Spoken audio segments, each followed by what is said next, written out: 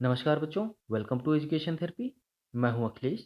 आज मैं आप लोगों को उत्तर प्रदेश बोर्ड कक्षा 7 विषय विज्ञान में पाठ 20 पढ़ाऊंगा। पाठ 20 जिसका नाम है वायु। तो इस पाठ के बारे में आज हम जानेंगे। देखते हैं इस पाठ में हमको क्या क्या पढ़ना है। चलिए शुरू करते हैं। शुरू करने से पहले अगर आप लोगों ने मेरे यूट्यूब चैनल को सब्सक्राइब नहीं किया है तो प्लीज़ सब्सक्राइब करें। और भी सोशल मीडिया लिंक पे जुड़ने के लिए आप मुझे इन लिंक आपको स्क्रीन पे दिखाई दे रही हैं, इनमें से फॉलो कर सकते हैं इन सभी पे। ये सारी लिंक आपको डिस्क्रिप्शन बॉक्स में भी मिल जाएंगी।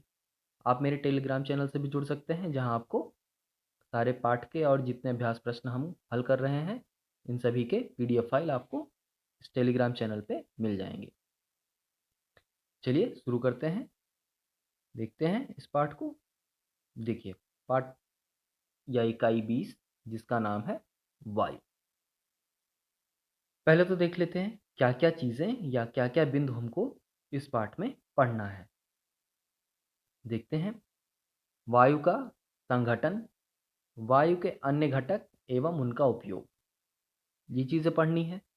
फिर जलवाष्प, अन्य ठोस कण, धूल व अन्य प्रदूषक। फिर देखिए, वायु प्रदूषण, समस्याएं एवं समाधान। वायु प्रदूषण जो हो रहा है, इससे समस्याएं क्या होंगी और इनका समाधान हम कैसे कर सकते हैं। और आखिरी बिंदु, हरित गृह प्रभाव या जिसे हम ग्रीन हाउस इफेक्ट कहते हैं, ठीक है, इंग्लिश में ग्रीन हाउस इफेक्ट कहते हैं, और अम्ल वर्षा।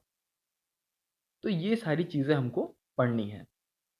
हालांकि इनमें से काफ़ी चीज़ें तो आप जानते ही होंगे, पिछली कक्षाओं में आप पढ़ चुके हैं, लेकिन चीज़ों को हम और पढ़ेंगे, पिछली कक्षा के भी दोहराएंगे, साथ साथ जो हमारे सामने है इसको भी पढ़ेंगे। चलिए, तो हवा की बात करते हैं। हवा मतलब वायु। वायु में हमको पता है, हमको यानी मानव को जीवित रहने के लिए, मानव को या जानवर हो गए, इन सभी को जीवित जीवित रहने के लिए क्या चाहिए? हवा।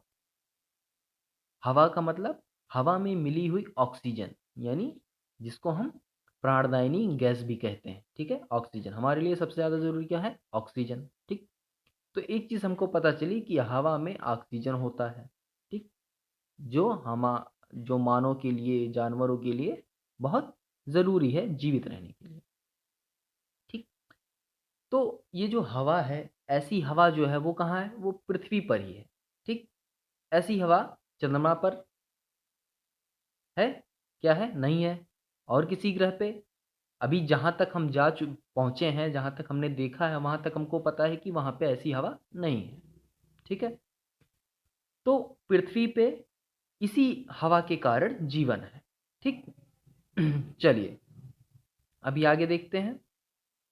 देखिए, जीवित रहने के लिए वायु हमारे जीवन की पहली आवश्यकता है। जल के बिना हम कुछ समय जीवित रह सकते हैं, यानी अगर हमें पानी कुछ देर ना मिले, 1 घंटे 2 घंटे ना मिले तो भी हमको कुछ नहीं होगा, जीवित रहेंगे, ठीक। बहुत ज़्यादा हुआ 1 दिन के लिए ना मिले तो भी हम जीवित रह सकते हैं, लेकिन परंतु वायु के बिना हम एक पल भी जीवित नहीं रह सकते, ठीक। यानी वायु हमारे लिए इतनी ज़्यादा ज़रूरी है। आगे देखते हैं। हमारी पृथ्वी पर पर्याप्त मात्रा में वायु एवं जल है, इसी कारण यहाँ पशु पक्षी, पेड़ पौधे एवं मनुष्यों का जीवन है। तो आप जान गए कि हवा जीवन के लिए बहुत ही आवश्यक है, पानी भी आवश्यक है, लेकिन पानी के बिना हम कुछ देर जीवित रह सकते हैं, लेकिन हवा के बिना हम बिल्कुल जीवित नहीं रह सकते, ठीक। चलिए, अब हम ये कैसे जानेंगे कि हमारे आसपास हवा है, ठीक। हम कैसे जानेंगे कि हमारे आसपास हवा है? तो ये जानने का सबसे बढ़िया तरीका है, आप फिरंगी होता है ना, ये ऐसे फिरकी होता है जिसको फिरकी कहते हैं, ऐसा ये फिरकी जब हम लेके चलते हैं या कहीं हवा चल रही होती तो ऐसे खड़े हो जाते हैं लेके, तो ये फिरकी घूमने लगती है, जो हमें ये बताती है कि हवा मौजूद है या हवा चल रही है, ठीक। साथ में वायु जो है यानी हवा जो है वो रंगहीन, गंधहीन और स्वादहीन है। यानी ये इसकी क्या है? भौतिक गुण है। वायु रंगहीन है, होती है, स्वादहीन और गंधहीन होती है। परंतु हम वायु में जो वायु की उपस्थिति है महसूस कर सकते हैं। कैसे? हमको पता है हम खड़े रहेंगे, हम कहीं खड़े हैं तो हवा चलती है तो हमारे शरीर के कपड़े, हमारे बाल, ठीक है? या हमारी त्वचा पे जब हवा चलती है तो हमारी त्वचा उसको महसूस करती है, ठीक? तो ऐसे हम फ़ील कर लेते हैं, महसूस कर लेते हैं। अगर हमको दिखा के महसूस करना हो तो क्या करेंगे? कहीं हवा चल रही हो तो उसमें गुब्बारा फुला के छोड़ देंगे। गुब्बारा क्या होगा? उड़ेगा। हम पतंग उड़ाते हैं, जैसे देखिए पतंग, गुब्बारे आदि उड़ाते हैं तो क्या होता है? यानी हवा है तभी वो उड़ रही है। तो इस तरह से हम कह सकते हैं या हम जान सकते हैं कि हमारे अगल-बगल हवा है कि नहीं है। ठीक है? अब हम चलते हुए पंखे के सामने बैठ जाएँ तो हमें ठंड की या ठंडक की अनुभूति होती है। यह वायु की उपस्थिति के कारण होता है, ठीक? हमको गर्मी लगती है तो क्या करते हैं? पंखा चला देते हैं और वो पंखा हमको हवा देता है और उसके कारण हमें ठंडक का एहसास होने लगता है। यदि पंखे के सामने कागज़ के टुकड़े रख देते हैं, तो वह उड़ने लगते हैं और गिर जाता है। यानी वो कागज़ उड़ता है, गिरता है, उड़ता है, गिरता है, इस तरह से होता है ना? यह भी वायु की उपस्थिति के ही कारण होता है। तो वायु की उपस्थिति हमें सिद्ध करनी हो तो हम इस तरह से सिद्ध कर सकते हैं। आगे देखते हैं। देखिए, वायु, हमारी पृथ्वी चारों ओर वायु से घिरी है। तो ये आप अच्छे से जान लेंगे, हमारी जो पृथ्वी है, ये पृथ्वी गोल है, ठीक? तो कहते हैं ना पृथ्वी गोल है। तो हालाँकि ये थोड़ा अंडाकार शेप है इसका, जो आकृति है थोड़ा अंडाकार है। तो जो भी है, तो इसके जो चारों ओर है ना, उधर पूरे चारों ओर हवा ही हवा है, ठीक? वायु का यह घेरा हमारा वायुमंडल कहलाता है और ये जो घेरा होता है, इसी घेरे को हम क्या कहते हैं? वायुमंडल, एटमॉस्फेयर, अर्थ का एटमॉस्फेयर कहते हैं, यानी पृथ्वी का वायुमंडल। चलती हुई वायु हवा कहलाती है, यानी जो वायु है उसी को हवा कहते हैं, ये तो हमें पता ही है। यदि हवा बहुत तेज चलती है तो वह आंधी, तूफान या चक्रवात का रूप ले लेती है। हमको पता है जब कभी-कभार हवा देखते हैं ना बहुत तेज़ी से चलती है, बहुत सारा धूल उड़ने लगता है, तो लोग कहते हैं ना आंधी चल रही है। तो होती तो वो हवा ही है, बस उसका प्रकार थोड़ा-सा बदल जाता है, ठीक? चलिए आगे देखते हैं। अब देखिए, यहाँ पे इस तालिका में बस ये पूछ रहा है आपसे कि आप किस बात से सहमत हैं, किस बात से असहमत हैं, ठीक? तो देखिए, वायु स्थान घेरती है, तो आप सहमत हैं? ज़ाहिर-सी बात है, वायु स्थान घेरती है। क्यों? देखिए गुब्बारा हुआ है, एक गुब्बारा लीजिए और उस गुब्बारे को हवा भर के फुला दीजिए।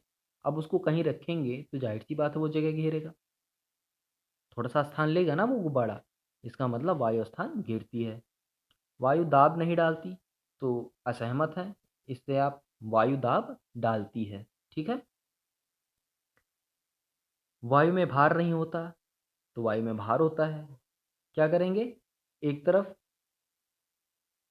जो पिच का गुब्बारा होता है यानी बिना फुला हुआ गुब्बारा बाँध देंगे, एक तरफ गुब्बारा फुला के बाँध देंगे, ठीक? तो जिस तरफ गुब्बारा फुला के बाँधेंगे उस तरफ का तराजू की तरह से एक डंडा बाँध लेंगे और डंडे को बीच से पकड़ लेंगे। मतलब बाँध लेंगे बीच में धागा और दोनों तरफ किनारे-किनारे धागा बाँध लेंगे। एक तरफ फूला हुआ गुब्बारा बाँध देंगे, एक तरफ बिना फूला हुआ गुब्बारा। तो देखेंगे जिस तरफ गुब्बारा फुलाया है उस तरफ का पलड़ा भारी हो जाता है। तो इस तरह से कह सकते हैं कि वायु में भार भी होता है।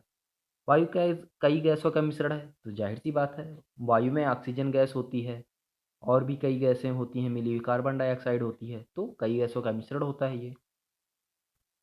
वायु का एक घटक नाइट्रोजन जलने में सहायक है, तो इससे हम असहमत हैं क्योंकि नाइट्रोजन से नहीं, नाइट्रोजन जलने में सहायक नहीं होता है, हमारा जो हाइड्रोजन होता है वो जलने में सहायक होता है।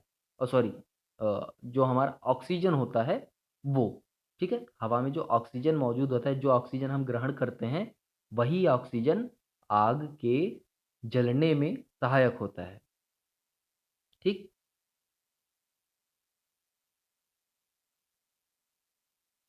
चलिए आगे देखते हैं। गीले कपड़े सुखाने में वायु सहायता करती है। ज़ाहिर-सी बात है, गीले कपड़े सुखाने में वायु सहायता करती है। आगे देखेंगे, वायु में धूल के कण नहीं होते। गलत, वायु में धूल के कण होते हैं। वायु पराबैंगनी किरणों से हमारी रक्षा करती है। जाहिर सी बात है वायु पराबैंगनी किरणों से हमारी रक्षा करती है, क्योंकि वायु में, क्योंकि पूरी पृथ्वी पे हमारा वातावरण है वायु का, ठीक, वायुमंडल है। तो वायुमंडल में एक स्तर ऐसा है, एक जगह ऐसी है जहाँ पे ओजोन गैस पाई जाती है। तो जाहिर सी बात है वायु में ओजोन ओजोन गैसें पाई जाती हैं और वो हमारी पराबैंगनी किरणों से रक्षा करती है। ठीक है, तो ये सारी चीज़ें आप जान गए। आप किस बात से सहमत हैं, असहमत हैं, आप इसको पढ़ के बता सकते हैं। ठीक है, चलिए आगे देखते हैं। अब देखिए इसमें आप ये बता सकते हैं कि वायु हमारे दैनिक जीवन में कहाँ कहाँ उपयोगी है। तो सबसे ज़्यादा पहली बात तो आप लिखेंगे हमारे दैनिक जीवन में हमारे जीवित रहने के लिए उपयोगी है, यानी वायु हमारे सांस लेने के लिए उपयोगी है। फिर कपड़े सुखाने के लिए उपयोगी है। तो इस तरह से आप बाकी की चीज़ें भी बता सकते हैं। चलिए आगे बढ़ते हैं। अब अगला बिंदु देखते हैं। वायु में विभिन्न गैसों की प्रतिशतता, यानी वायु में जो विभिन्न गैसों का मिश्रण है, उसमें कौन सी गैस की कितनी मात्रा मिश्रित है, ये हम जानेंगे। देखिए वायु कई सारी गैसों का मिश्रण है। सामान्यतः वायु नाइट्रोजन, ऑक्सीजन, कार्बन डाइऑक्साइड तथा सूक्ष्म मात्रा में अन्य गैसों जैसे आर्गन, हाइड्रोजन आदि का मिश्रण है। ठीक, जिसमें से नाइट्रोजन 78% होता है, ऑक्सीजन 21%, कार्बन डाइऑक्साइड 0.03% और अन्य गैसें जो होती हैं वो 0.97% होती हैं। तो वायु में इतनी गैसों की मात्रा उपलब्ध होती है और इतने इतने प्रतिशत ये वायुमंडल में उपलब्ध होते हैं। ठीक है, इन गैसों के अतिरिक्त वायु में जलवाष्प भी होती है, धूल के कण भी होते हैं तथा अन्य घटक भी उपस्थित रहते हैं, जिनकी मात्रा में परिवर्तन होता रहता है। हवा तेज चल रही है, जगह कहाँ है, आप किस जगह पे हैं, उस हिसाब से जलवाष्प और धूल के कणों में परिवर्तन होता रहता है। ऑक्सीजन एवं कार्बन डाइऑक्साइड हमारे जीवन के लिए बहुत आवश्यक हैं। देखिए ऑक्सीजन भी हमारे लिए बहुत ही आवश्यक है और कार्बन डाइऑक्साइड भी हमारे जीवन के लिए आवश्यक है, क्योंकि हमारे जीवन में कार्बन का इस्तेमाल बहुत ज़्यादा है। ठीक है, हमारा शरीर भी समझ लिए कार्बन की ही देन है। ठीक है, तो इसलिए ऑक्सीजन और कार्बन दोनों हमारे लिए आवश्यक है। चलिए आगे देखते हैं। वायु में जलवाष्प की उपस्थिति, क्या देखते हैं, जब वायु में जलवाष्प की उपस्थिति। देखिए इसके लिए सबसे बढ़िया तरीका है जानने का जलवाष्प का। देखिए क्या करते हैं, जब हम गर्मी के मौसम में फ्रिज में से बर्फ़ निकाल के ग्लास में डाल देते हैं, एक गिलास लेते हैं उसमें बर्फ़ निकाल के फ्रिज से डाल देंगे, तो आप देखेंगे कुछ देर बाद गिलास के ऊपरी सतह पे बूंदे बूंदे बन जाती हैं। ठीक है, वो जो बूंदे बूंदे बनती हैं वही हमारी क्या है, जलवाष्प। ठीक है, देखिए वायु में जलवाष्प की मात्रा हर ताप पर उपस्थित है, यानी आप किसी भी ताप पे कोई चीज़ रखें, हर ताप पे जलवाष्प आपको वायु में मिल जाएगी। ठीक, यह वायु जो गिलास की ठंडी सतह के संपर्क में आती है, यानी जब क्या होता है, जब बर्फ़ ग्लास में डालते हैं तो ये पूरा ग्लास ठंडा हो जाता है बाहर से भी, ठीक, एकदम ठंडा महसूस होता है ना, फिर तो वो क्या होता है, स्वयं ठंडी होने लगती हैं। वो जो हवा बाहर है, गिलास के बाहर जो हवा है, यानी ये जो हवा है ये जैसे ही इसके संपर्क में आती है गिलास के सतह के, तो वो ठंडी होने लगती है। और जब ठंडी होने लगती है तो क्या होता है, वायु में उपस्थित जलवाष्प ग्लास की ठंडी सतह पर पानी की बूंदों के रूप में संघनित हो जाती हैं। संघनन एक क्रिया आपने देखा ही होगा, जिसके कारण हम शुद्ध जल को आसवन विधि से निकालते हैं, संघनन विधि से संघनित करके, वाष्प को संघनित करके हम शुद्ध जल प्राप्त करते हैं। तो यहाँ पे क्या हो रहा है, यहाँ पे जो बर्फ डाल दिया हमने गिलास में, वो जब संपर्क में आता है जो वायु है, ठीक है, वो ठंडी सतह जैसे ही गिलास की वायु के संपर्क में आती है, तो उस वायु में जो वाष्प या सॉरी जल वाष्प मौजूद होती हैं, वो जल वाष्प संघनित हो जाती हैं और छोटी छोटी बूंदे के रूप में गिलास के ऊपर आ जाती हैं। इन्हीं को हम कहते हैं, यही बूंदें आपको गिलास के बाहर की सतह पे दिखाई देती हैं और यही बूंदें ही जल वाष्प होती हैं। ठीक है? इन्हीं बूंदों को हम जल वाष्प कहते हैं। आगे देखते हैं। देखिए, क्या होता है, वर्षा के दिनों में खड़ा नमक का एक ढेला, यानी जो खड़ा नमक होता है उसका एक टुकड़ा खुली हवा में रख दीजिए। थोड़े समय पश्चात आप देखेंगे कि नमक के घेरे हुए चारों ओर नमी एकत्रित हो जाती है। नमक को घेरे हुए चारों ओर न नमी, नमी का मतलब देखेंगे, जब आप कुछ देर उसको छू के देखेंगे तो वो एकदम चिपचिपा जैसा हो जाएगा, ठीक है? यह नमी कहाँ से आई? आखिर नमक को नमी कहाँ से मिली? ये नमी इसको जलवाष्प से मिली है। वायु में जो जलवाष्प उपलब्ध हैं, उपस्थित है, उसी के कारण ये पसीज जाता है। लोग कहते हैं ना नमक पसीज जाता है, तो वही चीज़ है।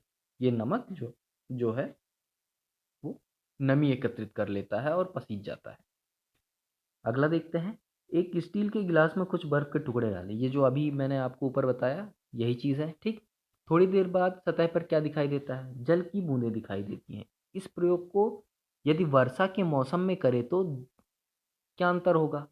वर्षा के मौसम में वायु में अधिक जलवाष्प उपस्थित होती है, यानी जब बारिश होती है तो बारिश के कारण जो जलवाष्प है वातावरण का, वो बढ़ जाता है, ठीक है?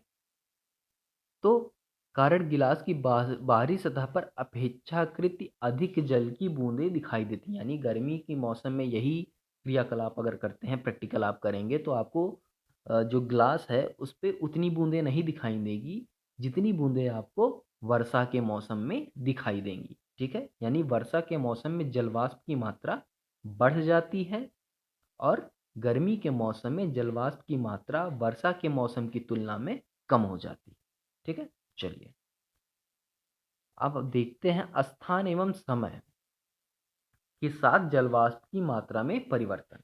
देखिए, स्थान एवं समय के हिसाब से जलवाष्प में परिवर्तन होता है। जैसे अब आप चेरापूंजी चले जाएं, भारत का एक क्षेत्र है जहाँ पे बरसात बहुत होती है, तो जाहिर सी बात है वहाँ जलवाष्प की मात्रा अधिक होगी। अब आप चले जाते हैं अगर राजस्थान, आपको पता है राजस्थान कैसा है, रेगिस्तानी क्षेत्र है थोड़ा, तो वहाँ पे जलवाष्प की मात्रा ऑटोमेटिक कम हो जाएगी। तो स्थान के हिसाब से क्या हुआ? जलवाष्प की मात्रा घटने बढ़ने लगी, ठीक? देखिए, प्रकृति में हर ताप पर नदी, तालाब एवं समुद्र आदि के जल का वाष्पन होता है। यह जलवाष्प वायु में मिल जाती है। प्रातःकाल वायु में जलवाष्प की मात्रा कम होती है। दोपहर के तापक्रम बढ़ने के साथ जलवाष्प की मात्रा बढ़ जाती है। यानी नदियाँ, तालाब, समुद्र, जब धूप पड़ती है तो ये वाष्प बन के हवा में मिलने लगते हैं, तो दिन में ये जलवाष्प की मात्रा हवा में बढ़ जाती है। बरसात के दिनों में जलवाष्प की मात्रा और अधिक बढ़ जाती है और बारिश में अधिक बढ़ जाती है। रेगिस्तान, बंजर व पठार में वायु में जलवाष्प की मात्रा बहुत कम होती है। यानी अब देखिए, याद रखिए, रेगिस्तान हो गया, बंजर या पठार जो जगह होती हैं, ऐसी जगहों पे जल जो वायु होती है उनमें जलवाष्प की मात्रा बहुत कम होती है, जैसा कि मैंने पहले ही बताया आपको। कोलकाता यानी कलकत्ता, मुंबई यानी कलकत्ता और मुंबई के जो समुद्री, क्योंकि ये शहर जो है क्या है, समुद्र के निकट है, यानी समुद्री शहर हैं, एक तरह से कह सकते हैं समुद्र के निकटतम शहर हैं ये। दोनों समुद्र के किनारे बसे हैं, तो होने के कारण, समुद्र के किनारे होने के कारण वायु में जलवाष्प की मात्रा अधिक होती है। अब ये समुद्र के किनारे हैं इसलिए इन शहरों में जलवाष्प की मात्रा अधिक होती है, ठीक? बरसात में इन स्थानों पर आर्द्रता यानी नमी अधिक हो जाती है। बरसात जब होती है, बरसात का मौसम आता है तो इनमें आर्द्रता यानी नमी अधिक हो जाती है। तो बरसात होगी तो जाहिर सी बात जलवाष्प की मात्रा और बढ़ जाएगी। तो हम कह सकते हैं कि स्थान और समय के परिवर्तन के साथ वायु में जलवाष्प की मात्रा में परिवर्तन होता है, ठीक है? तो ये तो हो गया स्थान और समय के हिसाब से जलवाष्प में परिवर्तन होता है। अब आते हैं वायु में ठोस कणों की उपस्थिति। वायु में ठोस कणों की उपस्थिति, तो हमको पता है कि वायु में अत्यंत सूक्ष्म छोटे छोटे कण उड़ते रहते हैं हमेशा, ठीक? इसका अगर आपको प्रैक्टिकल करना है तो रात के समय में आप क्या करिए, रात का समय रहे, अंधेरा रहे, तो आप घर के बाहर निकल के टॉर्च ऐसे जलाइए आसमान की तरफ, तो आप देखेंगे कि टॉर्च की रोशनी जब जाती है तो उसमें छोटे छोटे कण उड़ते हुए नजर आएंगे। ये सूक्ष्म कण होते हैं, ठीक है? तो ये ठोस कण होते हैं।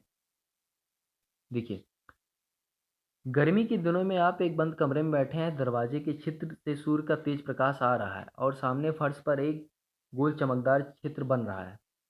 छिद्र से फर्श तक एक आलोकित पथ दिखाई पड़ता है जिसमें चमकते हुए छोटे-छोटे कण यानी अत्यंत सूक्ष्म कण तैरते हुए दिखाई पड़ते हैं। यही सूक्ष्म कण वायु में उपस्थित धूलकण होते हैं। तो आप ऐसे भी देख सकते हैं और जो मैंने अभी पहले बताया कि रात में टॉर्च जला के देख सकते हैं, तो वैसे भी करके आप देख सकते हैं कि आपको हवा में छोटे-छोटे कण धूल के दिख जाएँगे। आगे देखते हैं। स्थान एवं समय के अनुसार धूल के कणों की मात्रा में परिवर्तन। अब देखिए, स्थान और समय के हिसाब से ज़ाहिर-सी बात है, देखिए जहाँ बारिश होगी, ज़्यादा बारिश होगी, वहाँ पे हवा में धूल के कण कम होंगे। रेगिस्तानी इलाका होगा, रेतीला इलाका होगा, तो वहाँ पे हवा में धूल के कण बढ़ जाएँगे। आंधी तेज़ चलेगी, तो भी हवा में धूल के कण बढ़ जाएँगे। हवा धीमी रहेगी, तो हवा में धूल के कण जो होंगे, वो कम रहेंगे। तो स्थान और समय के हिसाब से धूल के कणों में भी जो धूल के कणों की मात्रा होती है हवा में, ये भी परिवर्तित होती है। अब आंधी के समय में आपने देखा होगा धूल के कण जब बहुत अधिक हो जाते हैं, तो हमें सांस लेने में दिक्कत होती है और हम ठीक से हवा देख भी नहीं पाते हैं, यानी तो वहाँ पे हमारे लिए हानिकारक हो जाता है। ठीक है? देखिए, सूखे एवं रेतीले क्षेत्रों में भूमि के क्षरण के कारण वायु में बहुत अधिक मात्रा में धूलकण पाए जाते हैं। तो जितना सूखा क्षेत्र होगा और रेतीला क्षेत्र होगा, वहाँ पे धूल के कण हवा में अधिक पाए जाएँगे। ठीक है? और बारिश या वर्षा का मौसम होगा, तो उसमें जो धूल के कण होंगे वायुमंडल में, वो कम हो जाएँगे और हमें वायुमंडल स्वच्छ दिखाई पड़ने लगता है। ठीक है? अब धुएँ में ठोस कणों की उपस्थिति। आप लोगों ने देखा होगा कि हमारे घरों में अक्सर जब दिवाली-वाली मनाया जाता है या घरों पे जहाँ लालटेन, लैंप, ढिबरी ढिबरी जानते हैं ना? एक शीशी में बाती डाल के, मिट्टी का तेल डाल के उसको जलाते हैं, उसको ढिबरी कहते हैं, ठीक है? ढिबरी हो गया, लैंप हो गया, लालटेन हो गया या दिवाली में जब अ, दिए जलाते हैं, तो आपने देखा होगा कि अक्सर दिवाली में दिए जब दीवाल के किनारे रखे होते हैं, तो वो दीवाल काला हो जाता है। अब ये काला चीज़ आया कहाँ से? ये कहाँ से मिल गया? ये जो चीज़ होती है, ये एक ठोस छोटे-छोटे बहुत महीन-महीन कण होते हैं, ठोस कण होते हैं। इनको हम कहते हैं क्या? कार्बन कहते हैं, ठीक? अब ये देखिए, यहाँ पे ये दिया जल रहा है, दिए से लौ निकल रही है और इस लौ से क्या निकल रहा है? कार्बन निकल रहा है जो इस बर्तन में इकट्ठा हो रहा है, छोटे-छोटे कण इकट्ठा हो रहे हैं, ठीक है? तो ये क्या कण हैं? धुएँ में ये धुएँ के ठोस कण हैं जो वायु में उपस्थित हो जाते हैं, ठीक है? देखिए, यही धुआँ वायु में मिल जाता है। अब यही जो धुआँ होता है, ये जब इकट्ठे हो जाते हैं या गाड़ियों से जो धुआँ निकलता है, उसमें भी कार्बन निकलता है, छोटे-छोटे कण निकलते हैं।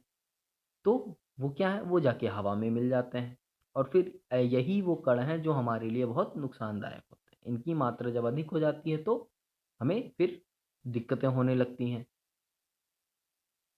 तो वायु में कार्बन के सूक्ष्म कणों की उपस्थिति हो जाती है। तो यही कार्बन के सूक्ष्म कण वायु में उपस्थित हो जाते हैं जो हमारे लिए हानिकारक होते हैं। ठीक है? देखिए, अब यहाँ पे एक चीज़ दिया है, इसको देख लीजिए। धुएँ से स्वास्थ्य पर पड़ने वाला प्रभाव। थकान या सुस्ती हो जाती है, सिर दर्द हो जाता है, आँखों में जलन होने लगती है, एलर्जी हो जाती है, सीने में दर्द होते हैं, फेफड़ों से संबंधित बीमारियाँ या साँस लेने में बीमारियाँ होती हैं, गले में घाव हो जाते हैं। ये सारी दिक्कतें हमको इस जो धुआँ है, ये जो धुएँ हैं, कार्बन युक्त धुआँ होता है, इससे हमें होती हैं। ठीक है? चलिए, अब देखते हैं वायु के घटक का उपयोग, वायु के घटकों का उपयोग। देखिए, वायु में विभिन्न घटक हैं, जैसे ऑक्सीजन, नाइट्रोजन, कार्बन डाइऑक्साइड हमारे जीवन के में बहुत उपयोगी हैं। ऑक्सीजन श्वसन के लिए आवश्यक है। हम सबको पता है कि ऑक्सीजन हमारे शरीर के लिए इतना आवश्यक है कि अगर हमको ना मिले तो हम मर जाएँ। हम सबको पता है कि ऑक्सीजन नहीं मिलेगा तो हम मर जाएँगे। तो इसको तो समझाना है ही नहीं। इसको तो आप बड़े अच्छे से जानते हैं कि ऑक्सीजन के बिना हम जीवित नहीं रहेंगे। ऑक्सीजन श्वसन के लिए सबसे आवश्यक गैस है हमारे, ठीक? तो ये तो आप जानते ही हैं। अब एक चीज़ में और आवश्यक है ऑक्सीजन हमारे, और वो है ऑक्सीजन किसी वस्तु के जलने में सहायक होती है। यानी ऑक्सीजन हमारे लिए श्वसन के लिए तो आवश्यक है ही है, क्योंकि आपने देखा होगा कि अगर हम कुछ देर साँस ना लें तो हमारा दम घुटने लगता है। तो गोताखोर जो होते हैं वो पानी में सिलेंडर लेके जाते हैं, ऑक्सीजन सिलेंडर लेके जाते हैं, तब वो पानी की गहराई में, नदी की गहराई में जाके चीज़ें खोज पाते हैं। पर्वतारोही अपनी पीठ पे ऑक्सीजन सिलेंडर रख लेते हैं, उसके बाद पर्वत पे चढ़ाई करते हैं, क्योंकि पानी के अंदर हवा मौजूद नहीं होती, और जैसे-जैसे पर्वत पे हम चढ़ाई करेंगे, तो वहाँ भी हवा कम होती जाएगी, हवा का दाब कम होगा तो ऑक्सीजन कम होता जाएगा, जो हमारी सेहत के लिए अच्छा नहीं होता। इसलिए ऑक्सीजन सिलेंडर लेके लोग जाते हैं। तो इसका मतलब ऑक्सीजन हमारे लिए श्वसन के लिए तो बहुत आवश्यक है। अब साथ-साथ ऑक्सीजन वस्तुओं के जलने में भी सहायक है। वो ऑक्सीजन ऐसी गैस है जो अगर हवा में मौजूद ना हो तो हम आग ही नहीं जला पाएँगे। आग जलाने के लिए हवा में ऑक्सीजन का होना बहुत ज़रूरी है। ठीक है? देखिए, यदि जलती हुई मोमबत्ती को गिलास से ढक दिया जाए तो क्या होगा? ऑक्सीजन ना मिलने के कारण मोमबत्ती बुझ जाती है। ठीक है? तो ये तो एकदम पक्का हो गया कि अगर ऑक्सीजन नहीं मिलेगा तो हम आग नहीं जला पाएँगे। ठीक है? चलिए, अगला बिंदु देखते हैं। नाइट्रोजन का प्रयोग उर्वरक बनाने में। हमको पता है कि भूमि की अगर उर्वरक क्षमता बढ़ानी है तो उसमें नाइट्रोजन की मात्रा हमको बढ़ानी पड़ेगी। तो नाइट्रोजन जो है, हवा में जो नाइट्रोजन मौजूद है उसको हमें किसी तरह से भूमि में यानी मिट्टी में मिलाना होगा, पहुँचाना होगा। तो वो नाइट्रोजन हमारी पृथ्वी के लिए, हमारी भूमि के लिए एक खाद का काम करता है। अब उसको हम किसी न किसी तरीके से पृथ्वी में पहुँचाते हैं, और वो कुछ तरीके हैं कि नाइट्रोजन उर्वरकों का उपयोग करते हैं, जैसे यूरिया हो गया, अमोनियम सल्फेट हो गया। इन इन सब का निर्माण जो होता है वो नाइट्रोजन से ही होता है। ठीक है?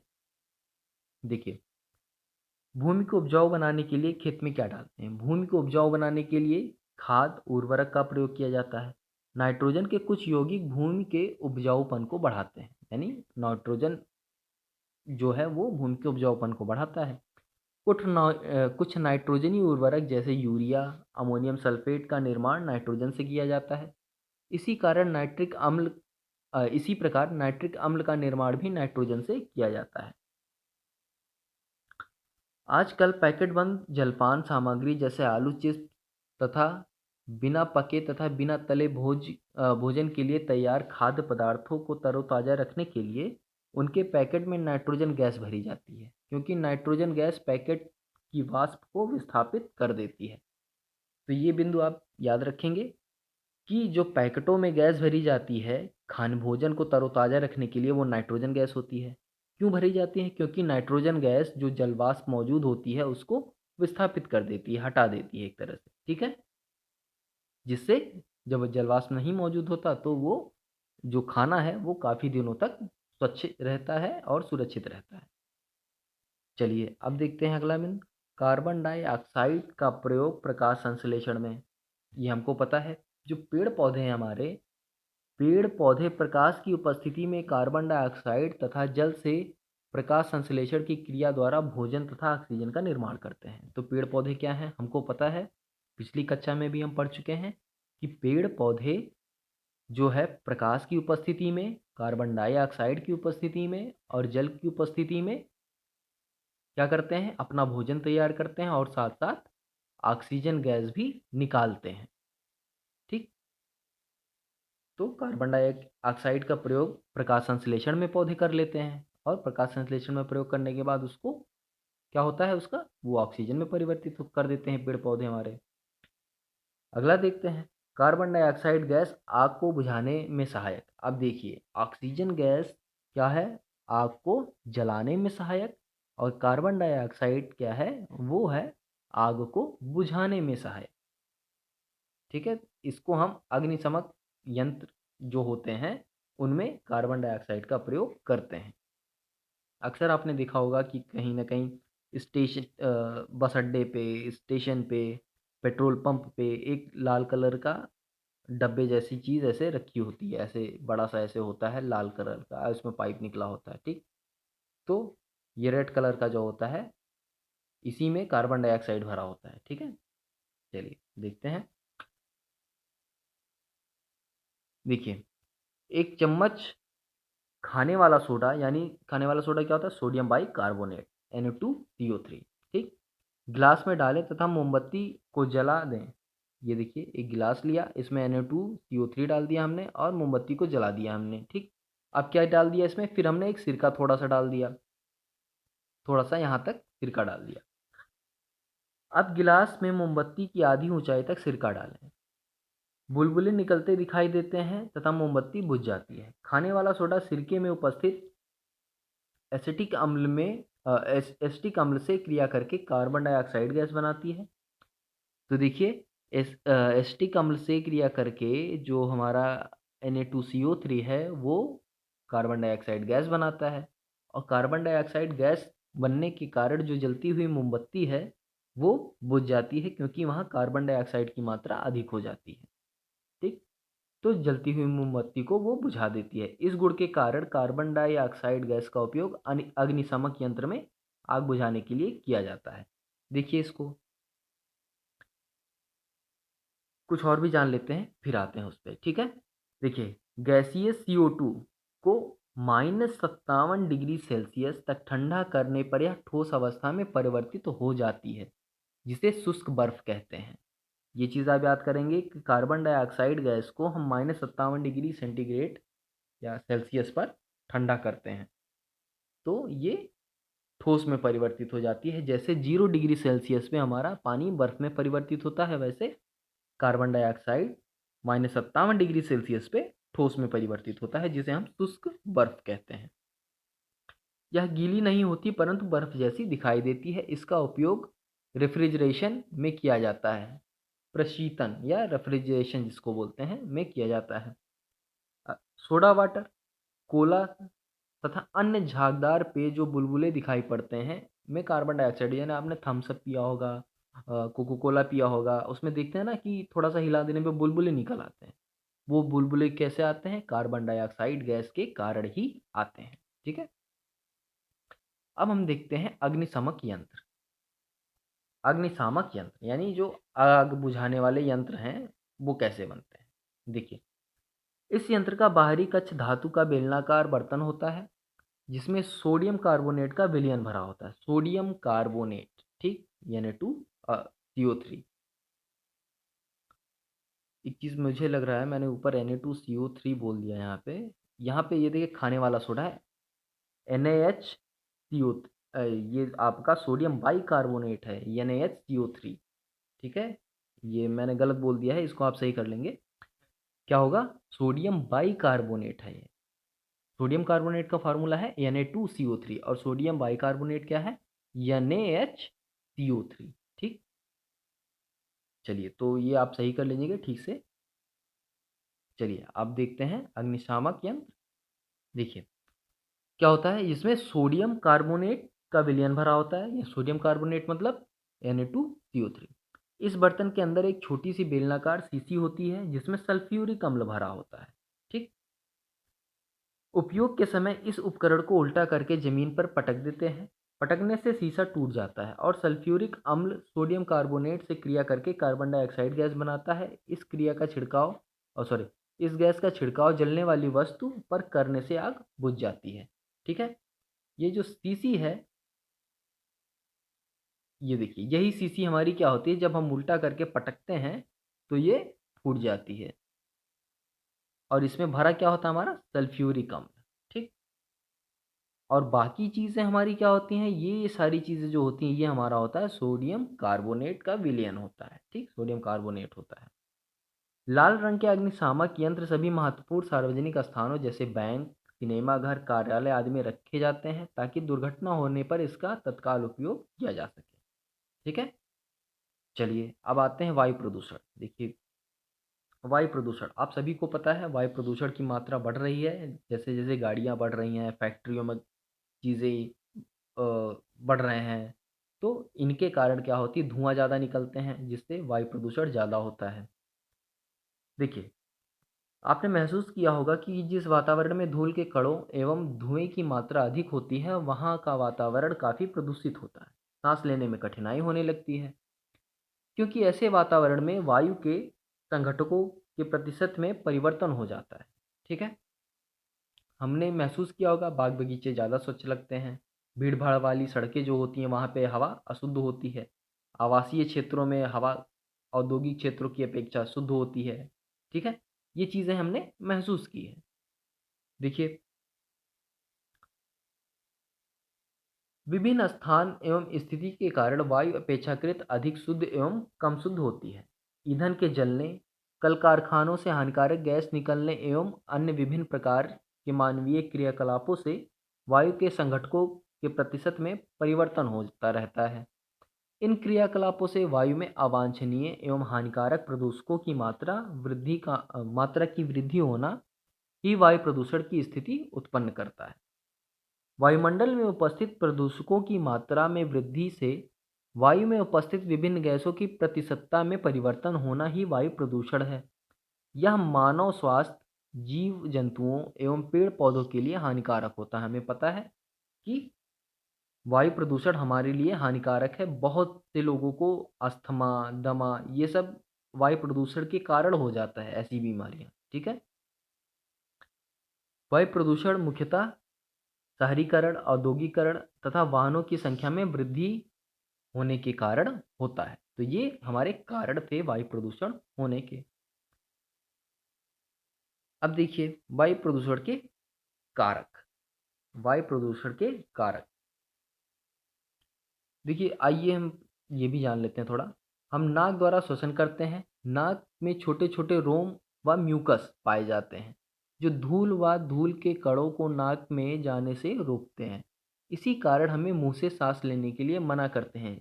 हम क्यों कहते हैं लोग कि मुंह से सांस नहीं लेना चाहिए, क्योंकि मुंह में यही रोम और म्यूकस नहीं होते जिनके कारण जो हानिकारक कण होते हैं, हानिकारक चीज़ें होती हैं, वो हमारे मुंह के रास्ते हमारे शरीर में प्रवेश कर जाती हैं। वहीं नाक में ये रोम होते हैं और म्यूकस होते हैं जो धूल के कण और अन्य सूक्ष्म चीज़ों को नाक में ही रोक लेते हैं और अंदर जाने नहीं देते। ट्रैफिक पुलिस हमेशा नाक एवं मुंह पर मास्क लगाती है, क्योंकि सड़कों पर ट्रैफिक के कारण धूल एवं धुएं के कण जो होते हैं वो अधिक पाए जाते हैं। मास्क से हानिकारक कण नाक एवं मुंह के अंदर नहीं जा पाते, तो यही कारण होता है। ठीक है?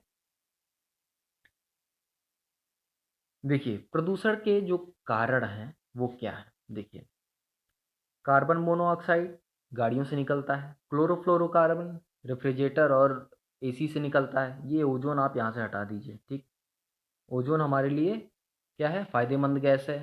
ठीक, वायु प्रदूषण के कारक बता रहा है तो कारक में ओजोन नहीं आएगा। ठीक, सल्फर डाइऑक्साइड, नाइट्रोजन के ऑक्साइड, तो सल्फर डाइऑक्साइड, नाइट्रोजन के ऑक्साइड, क्लोरोफ्लोरोकार्बन, कार्बन मोनोऑक्साइड, ये सब क्या है, ये कारक हैं वायु प्रदूषण के। ठीक है? देखिए आगे चलते हैं। वायु के संघटकों की मात्रा में परिवर्तन के निम्नवत कारण हैं। यानी जो वायु के संगठक में परिवर्तन होता है उसके कारण क्या है। देखिए, ईंधन के जलने से कार्बन डाइऑक्साइड की मात्रा में बढ़ना। चलिए इसको समझते हैं। लगभग सभी ईंधन में कार्बन उपस्थित होता है, यानी चाहे पेट्रोल, डीजल, मिट्टी का तेल, लकड़ी का जलना, ये सब क्या है, इन सभी में कार्बन उपस्थित है। ठीक, जो जलने पर कार्बन निकालता है, जो वायु में उपस्थित ऑक्सीजन में जलकर, यानी ऑक्सीजन का इस्तेमाल करके जलता है और निकालता क्या है, कार्बन डाइऑक्साइड। जैसे मानव क्या करता है, ऑक्सीजन ग्रहण करता है और निकालता क्या है, कार्बन डाइऑक्साइड। ठीक है? उसी तरह ईंधन जलते हैं तो ऑक्सीजन का प्रयोग करते हैं और कार्बन डाइऑक्साइड निकालते हैं। तो कार्बन डाइऑक्साइड गैस बनाता है। लकड़ी, कंडे, कोयले, पेट्रोल, एलपीजी के जलने से कार्बन डाइऑक्साइड, एक चीज़ देख लीजिए, एलपीजी के जलने से भी कार्बन डाइऑक्साइड एवं कार्बन मोनोऑक्साइड गैस उत्पन्न होती है। ठीक है? इन सभी के जलने से कार्बन डाइऑक्साइड और कार्बन मोनोऑक्साइड गैस उत्पन्न होती है। ठीक है? वाहनों तथा कारखानों से निकलने वाले धुएं, विभिन्न प्रकार के ईंधन के जलने से वायु में कार्बन डाइऑक्साइड की मात्रा बढ़ती जा रही है। सीमेंट के कारखानों, ताप बिजली घरों से कार्बन डाइऑक्साइड गैस की अत्यधिक मात्रा वायुमंडल में मिल रही है। वैज्ञानिकों का अनुमान है कि वायुमंडल में कार्बन डाइऑक्साइड गैस की मात्रा बढ़ने से ताप में वृद्धि के कारण भविष्य में ध्रुवीय क्षेत्रों के बर्फ पिघलने लगेगी। ध्रुवीय क्षेत्र मतलब जो हमारे पोल हैं, उत्तरी ध्रुव और दक्षिणी ध्रुव, यानी नॉर्थ पोल, साउथ पोल, जिससे समुद्र तटीय निचले इलाकों यानी जो समुद्र से सटे हुए इलाके हैं, समुद्र में डूब जाने की आशंका होगी, क्योंकि जब ये बर्फ पिघलेंगे तो इतना सारा पानी हो जाएगा समंदर में, इतना सारा पानी कि समंदर का जलस्तर जो है वो बढ़ जाएगा। अब जलस्तर बढ़ जाएगा तो जो समुद्र के किनारे वाले इलाके हैं वो पानी में या समंदर में डूब जाएंगे। कार्बन डाइऑक्साइड गैस सूर्य की ऊष्मा को अंतरिक्ष में वापस जाने से रोकती है। ये चीज़ देखते हैं। देखिए, ऐसा हो क्यों रहा है, इसका कारण जानते हैं। देखिए, कार्बन डाइऑक्साइड गैस जो है ये नुकसानदायक क्यों है, ये जानते हैं। तो कार्बन डाइऑक्साइड गैस सांस लेने में तो नुकसान देती ही है। अब ऊष्मा के हिसाब से और यहाँ पे कहाँ नुकसान दे रही है, ये भी देख लीजिए। गैस सूर्य की ऊष्मा को अंतरिक्ष में वापस जाने से रोकती है। इससे पृथ्वी का तापमान बढ़ रहा है। यानी कार्बन डाइऑक्साइड गैस जो हमारे वातावरण में है वो सूर्य से जो किरण आती है उसको अपने अंदर खींच लेती है और उसको बाहर नहीं जाने देती, वापस वायुमंडल से बाहर नहीं जाने देती। तो कार्बन डाइऑक्साइड गैस जो होती है उसके कण अपने पास ऊष्मा को बटोर लेते हैं और फिर हमारा वायुमंडल गर्म होने लगता है। इसे ग्रीन हाउस प्रभाव कहते हैं या ग्रीन हाउस इफेक्ट कहते हैं। पेड़ पौधे प्रकाश संश्लेषण की क्रिया में कार्बन डाइऑक्साइड गैस का उपयोग करते हैं। यानी ये क्या है, ये एक ऐसी क्रिया है कि मानव ऑक्सीजन ग्रहण करता है, कार्बन डाइऑक्साइड निकालता है। और यानी मानव और जीव क्या है, कार्बन डाइऑक्साइड लेते हैं और ऑक्सीजन लेते हैं, कार्बन डाइऑक्साइड निकालते हैं। और पेड़ पौधे क्या करते हैं, पेड़ पौधे कार्बन डाइऑक्साइड ग्रहण करते हैं दिन के समय में, और यानी प्रकाश के समय में कार्बन डाइऑक्साइड, सूर्य के प्रकाश के समय में, पूरा क्लियर समझिए, सूर्य के प्रकाश के समय में कार्बन डाइऑक्साइड ग्रहण करते हैं और ऑक्सीजन निकालते हैं। तो इस तरह से ये बैलेंस हमारे वातावरण का बना हुआ है। लेकिन अब कार्बन डाइऑक्साइड की मात्रा इतनी बढ़ रही है कि इसको संतुलित करना कठिन होता जा रहा है, और साथ साथ हम पेड़ों की कटाई भी ज़्यादा कर रहे हैं, जंगलों की कटाई हो रही है, तो ये संतुलित नहीं हो पा रहा है। अतः वायु में कार्बन डाइऑक्साइड गैस की बढ़ती मात्रा को संतुलित करने के लिए अधिक से अधिक पेड़ लगाने चाहिए। अब अगर कार्बन डाइऑक्साइड को नियंत्रित करना है वायुमंडल में, तो पेड़ की मात्रा तो हमको बढ़ानी पड़ेगी, तभी हम नियंत्रित कर पाएंगे। ठीक है, या तो कार्बन डाइऑक्साइड का इमिशन या जो हम उत्सर्जित कर रहे हैं इसकी मात्रा में कमी करें। ठीक है, चलिए अब यहाँ देखते हैं, उद्योगों से सल्फर डाइऑक्साइड एवं हाइड्रोजन सल्फाइड की मात्रा बढ़ना। जो उद्योग हैं, जो फैक्ट्रियां हैं, उनसे कैसे ये गैसें, नुकसानदायक गैसें बढ़ती हैं। देखिए, कुछ ईंधन जैसे कोयला तथा पेट्रोल में अल्प मात्रा में सल्फर गंधक या अशुद्धियों के रूप में विद्यमान रहता है। यह जलने पर सल्फर डाइऑक्साइड गैस बना देता है, ठीक, यानी निकालता है। तो कार्बन डाइऑक्साइड के साथ साथ सल्फर डाइऑक्साइड गैस भी निकलती है। बिजली घरों, उर्वरकों तथा पेट्रोल शोधक कारखानों में भी सल्फर डाइऑक्साइड गैस निकलती है और वायु में मिलती रहती है। फास्फोरिक अम्ल, नायलॉन तथा सेलुलोज रेसे बनाने वाले कारखानों से निकलने वाले धुएं में हाइड्रोजन सल्फाइड गैस होती है। नाइट्रिक अम्ल बनाने वाले तथा चांदी सोने को शुद्ध करने वाले कारखानों में नाइट्रोजन डाइऑक्साइड गैस निकलती है। ये गैस वायु में मिलती रहती है। तो ये जो फैक्ट्रियां हैं ये अलग अलग तरह की नुकसानदायक गैसें निकालती रहती हैं जो वायुमंडल में मिलती रहती हैं। ठीक है, अब देखते हैं ये मृत जीवों और अपशिष्टों से हाइड्रोजन सल्फाइड यानी H2S गैस तथा अमोनिया NH3 गैस की मात्रा में बढ़ना, यानी इन मात्राओं का बढ़ना। देखिए, खेतों या गांव के बाहर किसी स्थान पर मरे हुए जानवर को सड़ते हुए आपने अक्सर देखा होगा। इनके सड़ने से बहुत ही दुर्गंध फैलती है। मतलब हम वहाँ पे उसके अगल बगल तो बिल्कुल नहीं रह सकते। आप नाक दबाकर तुरंत उस स्थान से दूर भाग जाते हैं। हम ऐसा अक्सर करते हैं अगर ऐसा कहीं हमको मिलता है। ठीक है, वास्तव में मृत जीवों के अपघटन से हाइड्रोजन सल्फाइड गैस तथा अमोनिया गैस उत्पन्न होती है, यानी ये बहुत बदबूदार गैस होती हैं।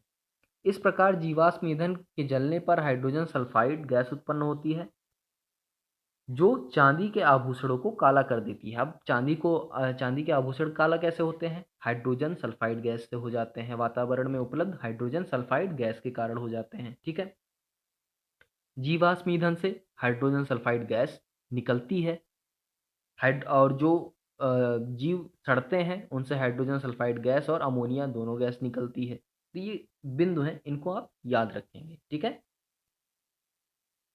मनुष्यों पशुओं के मूत्र में उपस्थित यूरिया के अपघटन से अमोनिया गैस बनती है और इन गैसों की मात्रा वायु में बढ़ती जा रही है या बढ़ रही है। ठीक है, और ये हमारे लिए सारी नुकसानदायक गैसें हैं। अब देखिए यहाँ एक तालिका दी हुई है, टेबल बना हुआ है, जिसमें स्रोत बताया गया है, वायुमंडल में मिलने वाले पदार्थ और प्रभाव। क्या होगा देखिए, वाहनों का धुआं, काष्ठ या कोयला या तेल, पेट्रोल, डीजल एवं प्राकृतिक गैस का दहन। इनमें से इन चीज़ों को जब हम जलाते हैं, दहन करते हैं इनका, तो निकलता क्या है? कार्बन डाइऑक्साइड निकलता है, नाइट्रोजन के ऑक्साइड की मात्रा में वृद्धि होना, यानी वायुमंडल में कार्बन डाइऑक्साइड, नाइट्रोजन के ऑक्साइड की मात्रा जो है वो बढ़ती है। इससे प्रभाव क्या पड़ेगा? सिर दर्द होगा, दमा होगा, थकान। इन चीज़ों का प्रभाव होता है सेहत पे। ठीक, सिर दर्द हो जाएगा, दमा हो जाएगा, थकान होगा, इन चीज़ों के कारण, इन गैसों के कारण।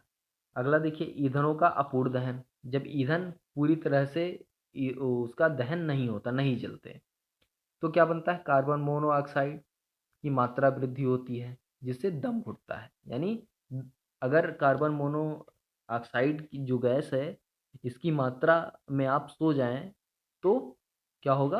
आपका दम घुट जाएगा और आप मर जाएंगे। ठीक है, ये इसीलिए ये बहुत नुकसानदायक गैसें होती हैं। फिर देखिए, रेफ्रिजरेटर, एयर कंडीशनर में प्रयुक्त गैस, तो ये क्लोरोफ्लोरोकार्बन की मात्रा में वृद्धि करते हैं, जो ओजोन परत का क्षरण करते हैं। कागज के निर्माण में सल्फर डाइऑक्साइड की मात्रा में वृद्धि होती है, जो वर्षा का जल SO2 का अम्लीय वर्षा में परिवर्तित कर देते हैं। यानी जो SO2 हवा में जाके मिलता है, वो बारिश के समय पानी से मिलने के बाद अम्लीय वर्षा का रूप ले लेता है।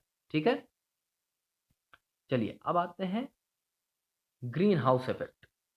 ग्रीन हाउस प्रभाव, देखिए इसको जानते हैं। ग्रीन हाउस प्रभाव, हालांकि कुछ चीज़ें आप ऊपर जान चुके हैं, थोड़ा और विस्तार से यहाँ जानेंगे। देखिए, ग्रीन हाउस प्रभाव या हरित गृह प्रभाव को पृथ्वी पर पड़ने वाली गर्मी का एक कारक कहा जाता है। यह वायुमंडल में कार्बन डाइऑक्साइड जैसे कुछ गैसों की मात्रा में वृद्धि के फलस्वरूप होता है। आप जानते हैं कि ईंधन के दहन के फलस्वरूप कार्बन डाइऑक्साइड गैस बनती है। पौधों का कार्बन डाइऑक्साइड का उपयोग प्रकाश संश्लेषण के दौरान करते हैं, यानी पौधे प्रकाश संश्लेषण की क्रिया जब करते हैं तभी कार्बन डाइऑक्साइड का उपयोग करते हैं। वे इस प्रक्रिया में ऑक्सीजन मुक्त करते हैं, परंतु मानवीय गतिविधियों के फलस्वरूप अधिक मात्रा में कार्बन डाइऑक्साइड वायुमंडल में मुक्त हो रही है, यानी हमारे कारण जो वायुमंडल में मात्रा है कार्बन डाइऑक्साइड की वो बहुत बढ़ रही है। तो पृथ्वी के वायुमंडल का धीरे धीरे गर्म होना ग्रीन हाउस प्रभाव के ही कारण है। इसमें ग्रीन हाउस गैस जैसे CO2 यानी कार्बन डाइऑक्साइड, जलवाष्प, मीथेन, नाइट्रस ऑक्साइड, क्लोरोफ्लोरोकार्बन, जिनका अनुपातिक प्रतिशत वायुमंडल में बढ़ रहा है। ठीक, यानी ये वायुमंडल में बढ़ रहे हैं। क्या क्या चीज़ें हैं ग्रीन हाउस इफेक्ट गैस जिनको कहते हैं हम? कार्बन डाइऑक्साइड, जलवाष्प, मीथेन, नाइट्रस ऑक्साइड और क्लोरोफ्लोरोकार्बन। तो ये चीज़ें आप याद रखेंगे। कुछ हरे पौधे गर्म वातावरण में ही पनपते हैं। ठंडे प्रदेशों में उनके लिए शीशे की दीवारों से निर्मित घर बनाया जाता है, जिससे हरित गृह पौधघर यानी ग्रीन हाउस कहते हैं। शीशे की दीवारों द्वारा इनमें सूर्य से प्राप्त विकिरण प्रवेश करती है तथा पौधघर को गर्म कर देती है।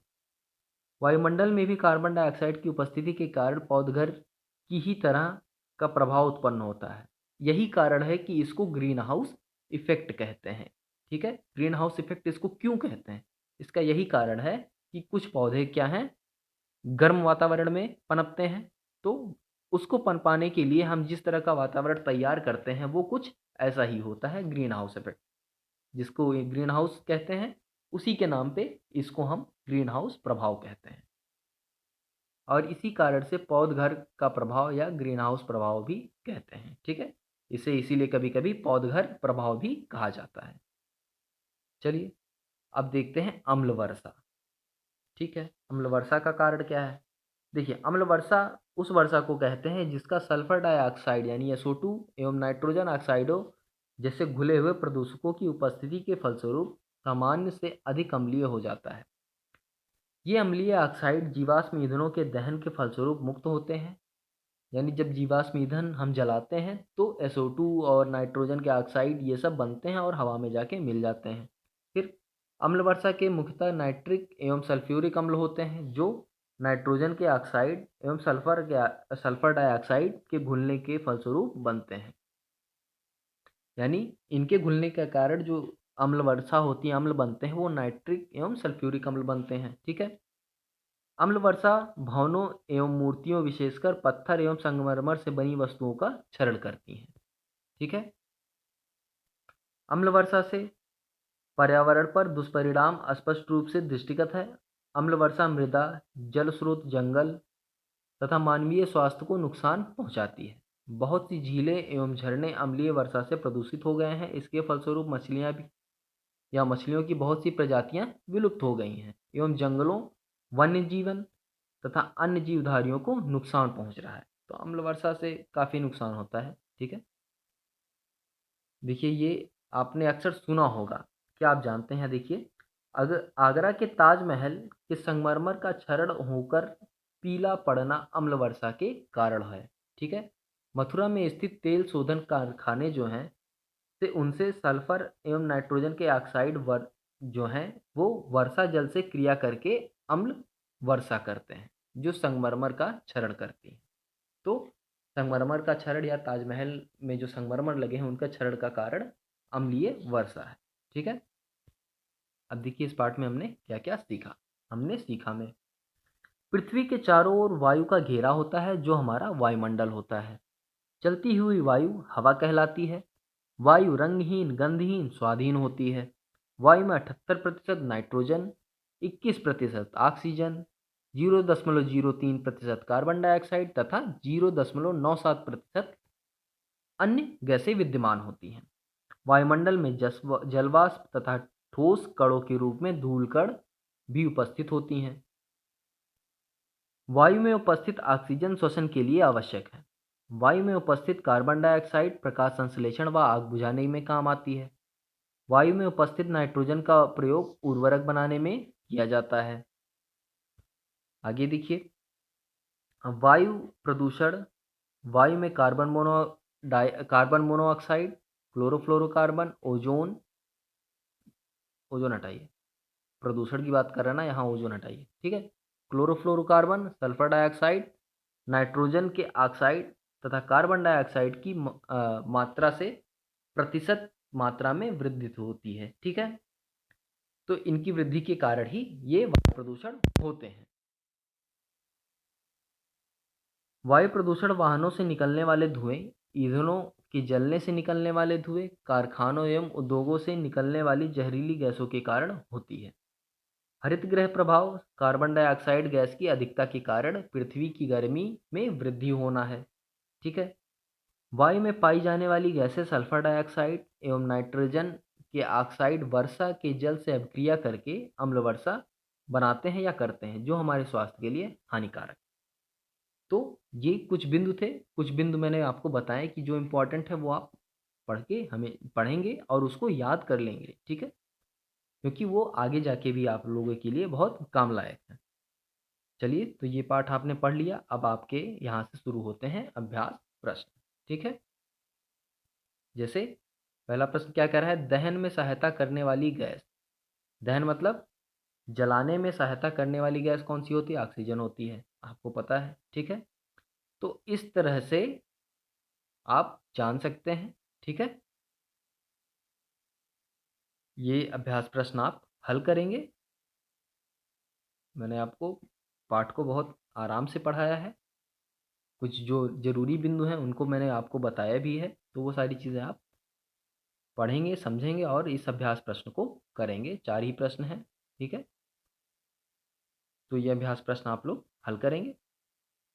अगर आप लोगों को वीडियो पसंद आई हो तो प्लीज़ चैनल को सब्सक्राइब करिए। और हाँ, ऊपर वीडियो के कोने में आई बटन पे आपको कक्षा 7 विज्ञान की प्लेलिस्ट मिल जाएगी, जहाँ पे आप जाके सारे जो पाठ अब तक पढ़ाए गए हैं सभी की वीडियो आप वहाँ पे प्राप्त कर सकते हैं, और अभ्यास प्रश्न के वीडियो भी वहीं प्राप्त हो जाएंगे आपको। ठीक है, तो आज के लिए बस इतना ही। अगला वीडियो हम अगले सेशन में करेंगे। तब तक के लिए धन्यवाद।